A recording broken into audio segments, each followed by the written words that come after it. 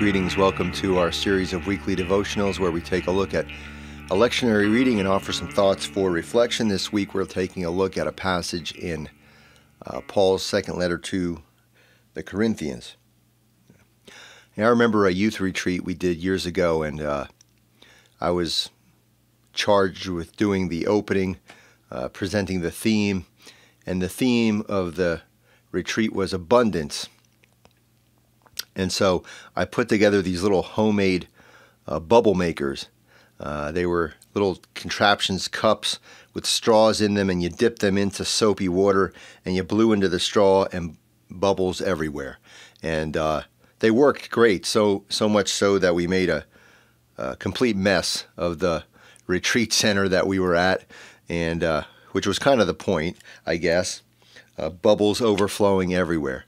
And I remember that story when I read this opening verse in the passage. Paul says, "Now as you excel in everything, in faith, in speech, in knowledge, in utmost eagerness, and in our love for you, so we want you to excel also in this generous undertaking," the undertaking of grace. And in that passage, the word that is actually translated as excel actually probably more closely means to abound, to overflow. And Paul is saying that the grace of God overflows in our world, in our lives, in our communities. And what do you do when it's just an overflow? I mean, do you clean up? Well, when it comes to grace, when grace abounds and overflows, the natural thing to do is to share, to give it away, to share it with others. You know, we live in a world where that notion of overflowing anything is probably pretty rare.